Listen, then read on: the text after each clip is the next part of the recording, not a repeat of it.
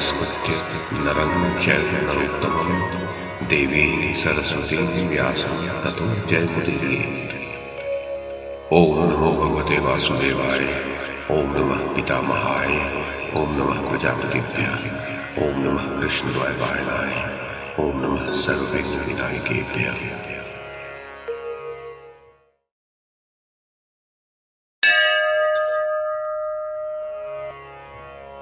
वैशंपायन जी कहते हैं, जन्मेजय, संजय ने कहा, महाराज धृतराष्ट्र। तब कृपाचार्य बोले, अश्वत्थामन, मेरा विचार है कि जिस मनुष्य की बुद्धि दुर्भावना से युक्त है तथा जिसने अपनी इंद्रियों को वश में नहीं रखा है, वह धर्म और अर्थ की बातों को सुनने की इच्छा रखने पर भी उन्हें पूर्ण रूप से समझ नहीं पाता। इसी प्रकार मेधावी होने पर भी जो मनुष्य विनय नहीं सीखता, वो भी धर्म और अर्थ के निर्णय को थोड़ा भी नहीं समझ पाता है। जिसकी बुद्धि पर जड़ता छा रही हो, वो शूरवीर योद्धा दीर्घ काल तक विद्वान की सेवा में रहने पर भी धर्मों का रहस्य नहीं जान पाता।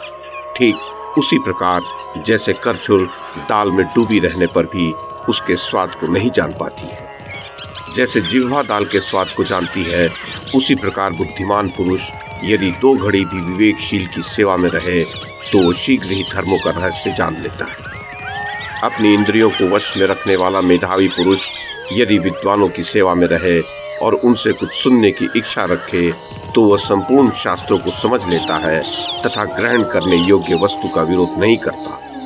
परंतु जिसे सन्मार्ग पर नहीं ले जाया जा सकता, जो दूसरों की अवहेलना करने वाला है तथा जिसका अंतःकरण दूषित है, वो पापात्मा पुरुष बताए हुए कल्याणकारी पथ को छोड़कर बहुत से पाप कर्म करने लगता है। जो सनाथ है उसे उसके हितैषी सुहृद पाप कर्मों से रोकते हैं। जो भाग्यवान है, जिसके भाग्य में सुख भोगना लिखा है, वो मना करने पर उस पाप कर्म से रुक जाता है। परंतु जो भाग्यहीन है, वो उस दुष्कर्म से नहीं निवृत्त होता है। जैसे मनुष्य विक्षिप्त चित्त वाले व्यक्ति को नाना प्रकार के ऊंच नीच वचनों द्वारा समझा बुझाकर या डरा धमकाकर वश में कर लेते हैं, उसी प्रकार सुहृदगण भी अपने स्वजन को समझा बुझाकर और डांट डपट कर वश में रखने की चेष्टा करते हैं। जो वश में आ जाता है वो तो सुखी हो जाता है, परंतु जो किसी प्रकार वश में नहीं आ पाता, वो दुख ही भोगता है। इसी प्रकार विद्वान पुरुष पाप कर्म में प्रवृत्त होने वाले अपने बुद्धिमान सुहृद को भी यथाशक्ति बारंबार मना करते हैं। तात, तुम भी स्वयं ही अपने मन को वश में करके उसे कल्याण साधन में लगाकर मेरी बात मानो, जिससे तुम्हें पश्चाताप न करना पड़े। जो सोए हुए हों, जिन्होंने अस्त्र शस्त्र रख दिए हों, रथ और अश्व खोल दिए हों, जो मैं आपका ही हूँ कह रहे हों, जो शरण में आ गए हों, जिनके बाल खुले हुए हों तथा जिनके वाहन नष्ट हो गए हों, इस लोक में ऐसे लोगों का वध करना धर्म की दृष्टि से अच्छा नहीं समझा जाता। प्रभो, आज रात्रि में समस्त पांचाल कवच उतार कर निश्चिंत हो शवों के समान अचेत सो रहे होंगे। उस अवस्था में जो क्रूर मनुष्य उनके साथ द्रोह करेगा, वह निश्चय ही नौका रहित अगाध एवं विशाल नरक के समुद्र में डूब जाएगा। संसार के संपूर्ण अस्त्रविद्ताओं में तुम श्रेष्ठ हो, तुम्हारी सर्वत्र ख्याति है। इस जगत में अब तक कभी तुम्हारा छोटे से छोटा दोष भी देखने में नहीं आया है। कल प्रातः सूर्योदय होने पर तुम सूर्य के समान प्रकाशित हो, उजाले में युद्ध छेड़कर समस्त प्राणियों के सामने पुनः शत्रुओं पर विजय प्राप्त करना। जैसे श्वेत वस्त्र में लाल रंग का धब्बा लग जाए, उस प्रकार तुम में निंदित कर्म का होना संभावना से परे की बात है, ऐसा मेरा विश्वास है। महाराज धृतराष्ट्र, तब अश्वत्थामा ने कहा, मामा जी, आप जैसा कहते हैं निसंदेह वही ठीक है, परंतु पांडवों ने ही पहले इस धर्म मर्यादा के सैकड़ों टुकड़े कर डाले।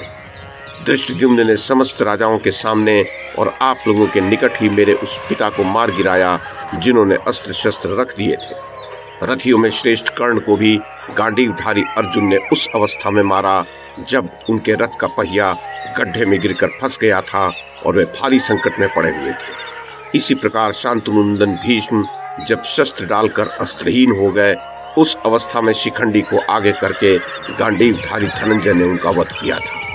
माँ धनुधर भूरिश्रवा तो रणभूमि में अनशन व्रत लेकर बैठ गए थे। उस अवस्था में समस्त भूमिपाल चिल्ला चिल्ला कर रोकते ही रह गए, परंतु सात्यकी ने उन्हें मार गिराया। भीमसेन ने भी संपूर्ण राजाओं के देखते देखते रणभूमि में गदा युद्ध करते समय दुर्योधन को अधर्म पूर्वक गिराया था।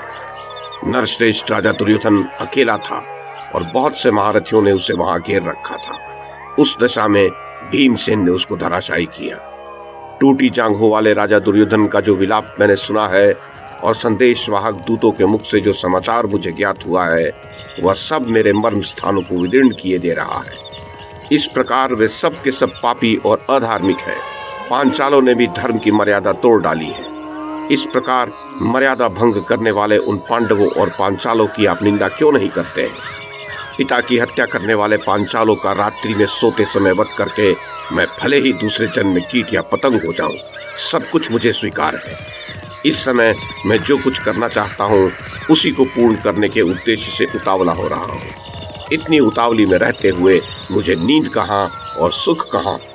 इस संसार में ऐसा कोई पुरुष न तो पैदा हुआ है और न होगा ही जो उन पांचालों के वध के लिए किए गए मेरे इस दृढ़ निश्चय को पलट दे। महाराज धृतराष्ट्र, ऐसा कहकर प्रतापी द्रोण पुत्र अश्वत्थामा एकांत में अश्वों को जोतकर शत्रुओं की ओर चल दिया। उस समय भोजवंशी कृतवर्मा और शरद्वान के पुत्र कृपाचार्य दोनों महामनस्वी वीरों ने उससे कहा, अश्वत्थामन, तुमने किस लिए रथ को जोता है? तुम इस समय कौन सा कार्य करना चाह रहे हैं? नरश्रेष्ठ, हम दोनों एक साथ तुम्हारी सहायता के लिए चले हैं। तुम्हारे दुख सुख में हमारा समान भाग होगा। तुम्हें हम दोनों पर संदेह नहीं करना चाहिए। राजन, उस समय अश्वत्थामा पिता के वध का स्मरण करके रोष से अत्यंत क्रुद्ध हो रहा था। उसके मन में जो कुछ करने की इच्छा थी, वह सब उसने उन दोनों को ठीक ठीक कह सुनाया। वो बोला, मेरे पिता अपने तीखे बाणों से लाखों योद्धाओं का वध करके जब अस्त्र शस्त्र नीचे डाल चुके थे, उस अवस्था में धृष्टद्युम्न ने उन्हें मारा। अतः धर्म का परित्याग करने वाले उस पापी पांचाल राजकुमार को भी मैं उसी प्रकार पाप कर्म द्वारा ही मार डालूंगा। मेरा ऐसा निश्चय है कि मेरे हाथ से पशु की भांति मारे गए पापी पांचाल राजकुमार धृष्टद्युम्न को किसी प्रकार भी अस्त्र शस्त्रों द्वारा मिलने वाले पुण्य लोकों की प्राप्ति न हो।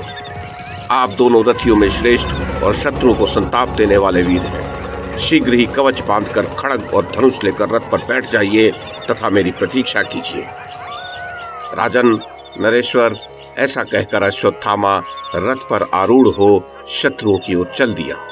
कृपाचार्य और सात्वतवंशी कृतवर्मा ने भी उसी के मार्ग का अनुसरण किया। शत्रुओं की ओर जाते समय वे तीनों तेजस्वी वीर यज्ञ में आहुति पाकर प्रज्वलित हुए 3 अग्नियों की भांति प्रकाशित हो रहे थे। प्रभो, वे तीनों पांडवों और पांचालों के उस शिविर के पास गए जहां सभी सो रहे थे।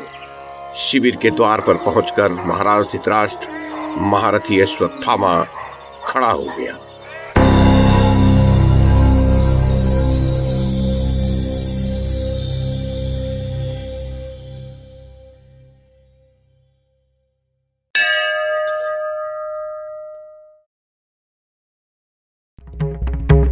YouTube के माध्यम से महाभारत की कथा को एक श्रृंखला के रूप में प्रस्तुत करने का हमारा ये प्रयास यदि आपको सराहनीय लगा हो तो कृपया इस कड़ी को लाइक और शेयर करें, चैनल को सब्सक्राइब करें और बेल आइकन को दबाएं। साथ में अन्य लोगों को भी देखने के लिए प्रेरित करें। धन्यवाद और नमस्कार।